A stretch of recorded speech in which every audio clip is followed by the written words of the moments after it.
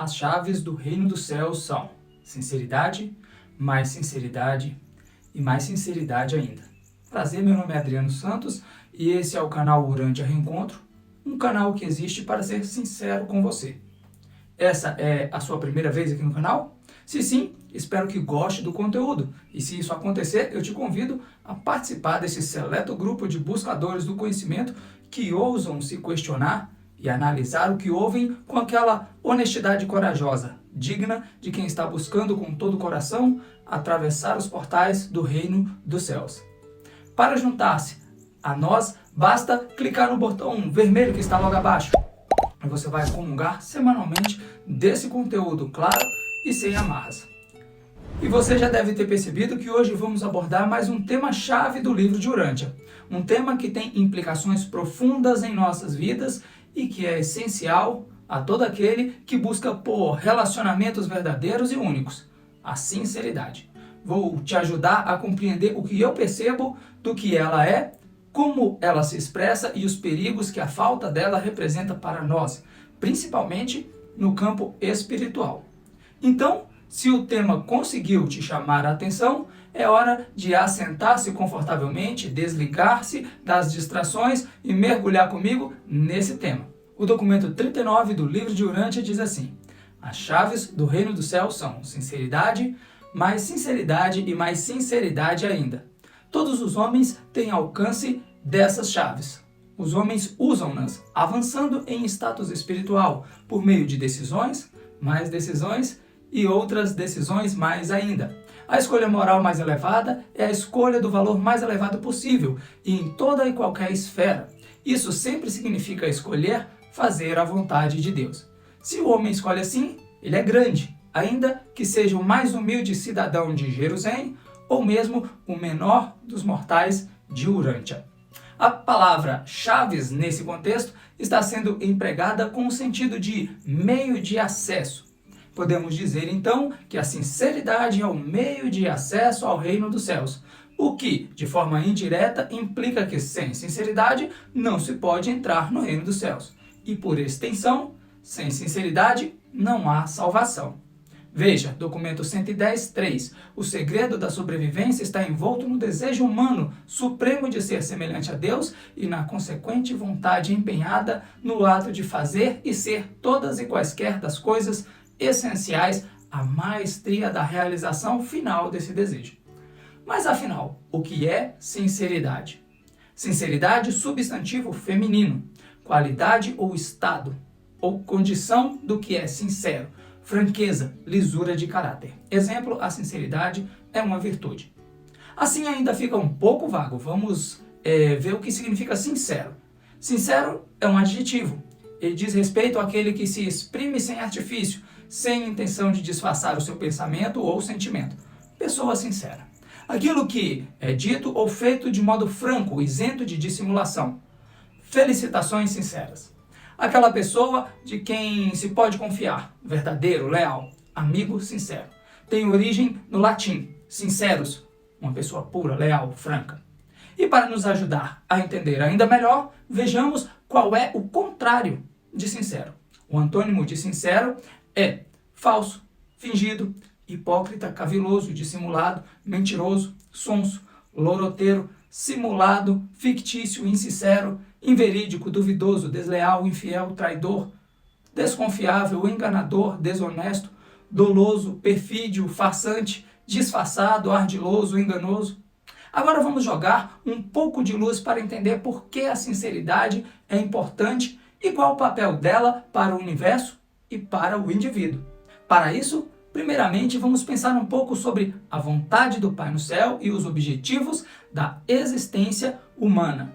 Se você já tem mais contato com o livro de Urantia, ou se já vem acompanhando os vídeos aqui do canal, provavelmente você já deve estar entendendo que os universos do tempo e do espaço, assim como o nosso, são criados imperfeitos para que criaturas de vontade livre possam decidir conjuntamente com o Pai recriar a perfeição onde ela ainda não existe.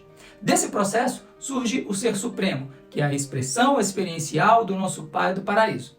Você também já deve ter ciência de que, quanto mais distantes da luz do Pai e do conhecimento verdadeiro, mais susceptíveis estão as criaturas ao erro. E por outro lado, quanto mais nos permitimos conhecer a Deus, mais capacitados ficamos a tomar melhores decisões e a nos afastarmos do erro. O caminho do Pai é, portanto, uma jornada de aprendizado e correção de rota constante, em busca da perfeição que é alcançada quando conseguimos ter a capacidade de seguir o nosso ajustador dos pensamentos, que nos procura conduzir através da vida terrena e das idades futuras até o encontro do Pai do paraíso e a conquista da finalidade. Porém, como todos sabem, trilhar esse caminho não é fácil, pois ele é feito de escolhas que muitas vezes são contrárias à nossa cultura humana e até mesmo contrárias aos nossos instintos de sobrevivência e autopreservação da espécie.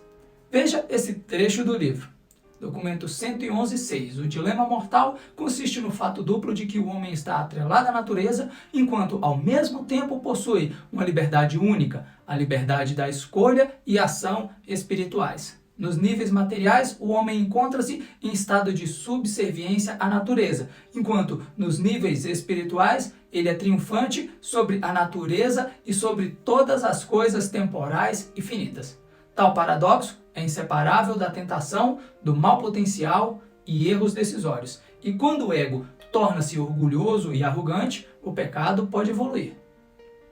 De forma ilustrativa e bem simplificada, nós podemos dizer que nossa natureza humana, com suas urgências e com tantos hormônios e tantas variáveis, nos puxa para baixo, enquanto o ajustador e as forças espirituais nos puxam para cima. Nós ficamos então no meio desse cabo de guerra.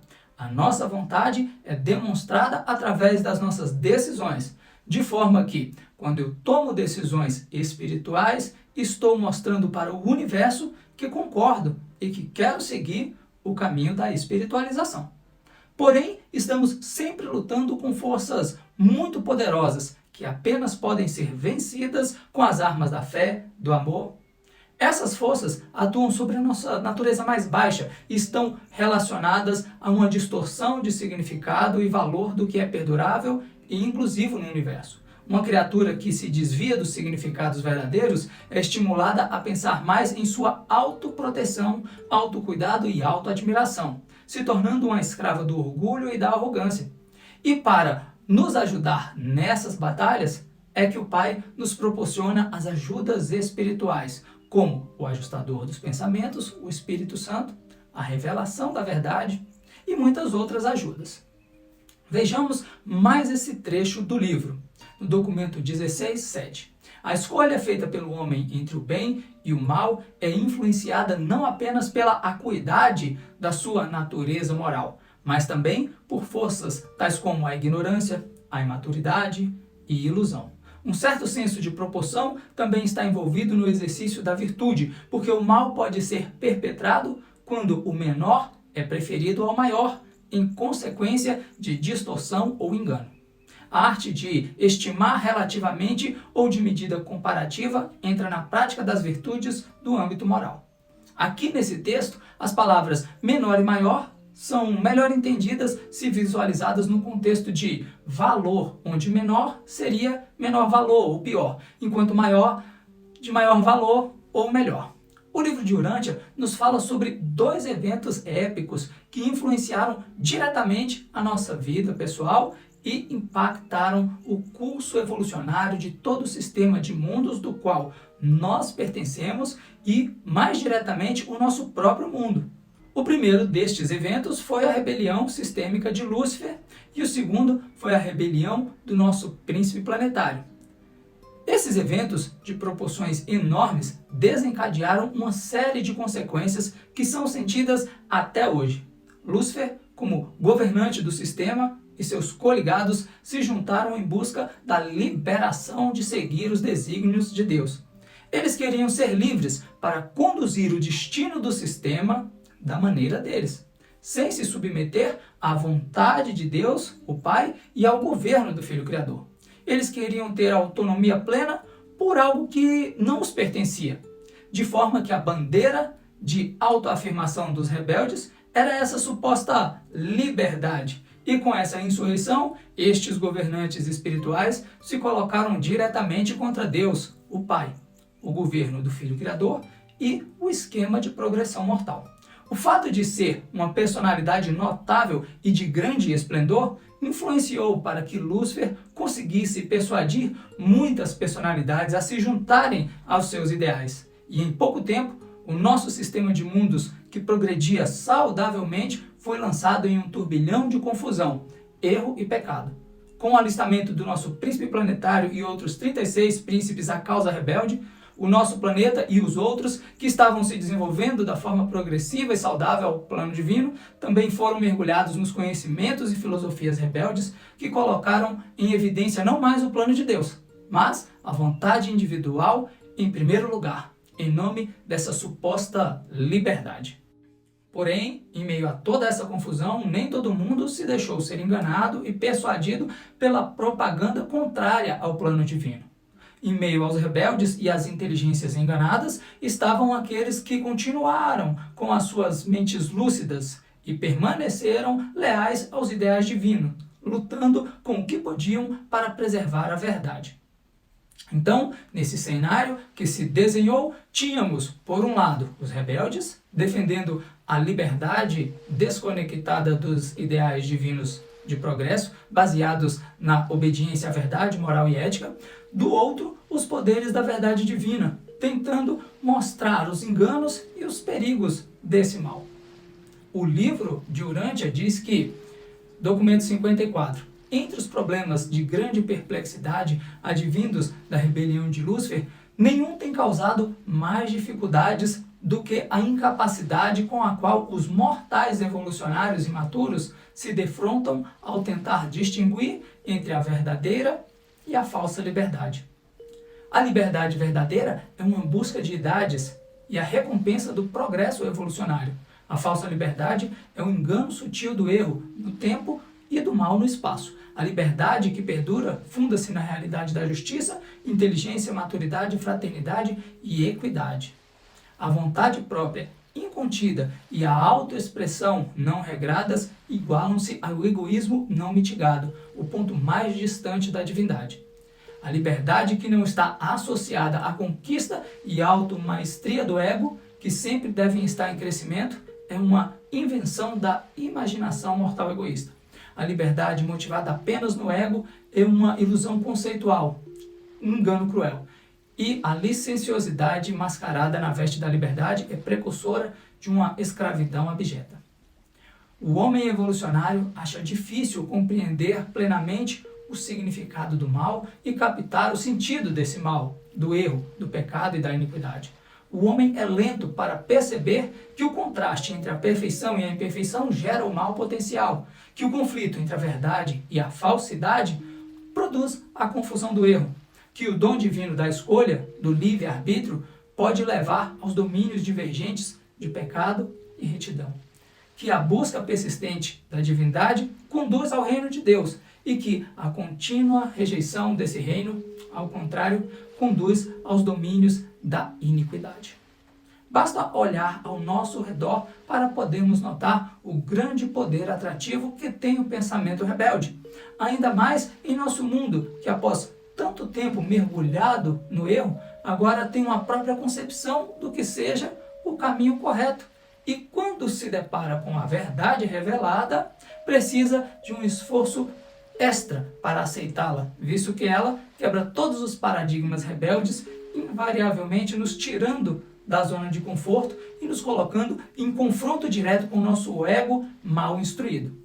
O fato é que o homem possui a inclinação espiritual para o caminho de Deus. Temos também o ajustador dos pensamentos que se esforça para nos ajudar a reconhecer e compreender o caminho correto.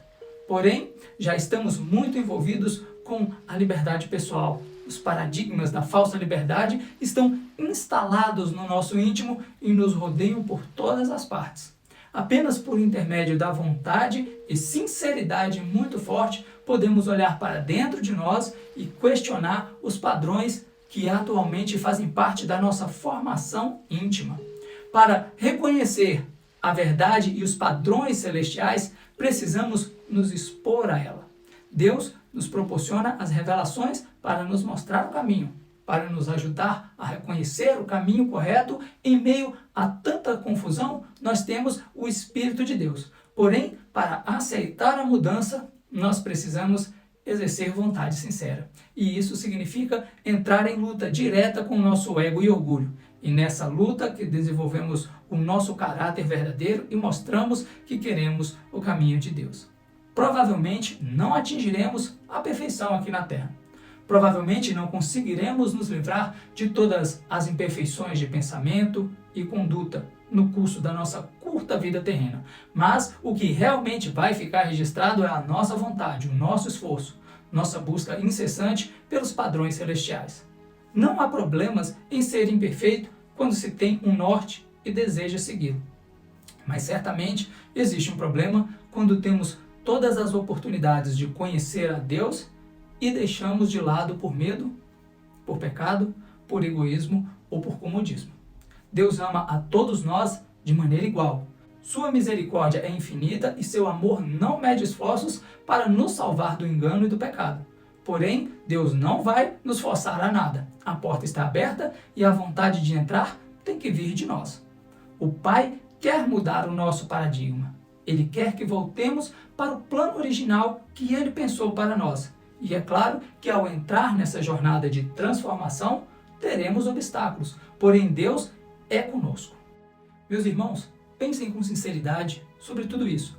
Invistam tempo e energia buscando a sabedoria e lembre-se sempre que, documento 39, as chaves do reino dos céus são sinceridade e mais sinceridade e mais sinceridade ainda. Todos os homens têm o alcance dessas chaves. Os homens usam-nas, avançando em status espiritual por meio de decisões, de mais decisões e outras decisões mais ainda. A escolha moral mais elevada é a escolha do valor mais elevado possível, e em toda e qualquer esfera, isso sempre significa escolher fazer a vontade de Deus. Se o homem escolhe assim, ele é grande, ainda que seja o mais humilde cidadão de Jerusalém ou mesmo o menor dos mortais de Urântia. Obrigado pela companhia e interesse. Reforço o meu convite para que você venha participar da nossa comunidade de buscadores e se inscreva no canal clicando no botão vermelho logo abaixo desse vídeo. Também reforço o meu convite para que você curta e compartilhe esse vídeo com seus amigos.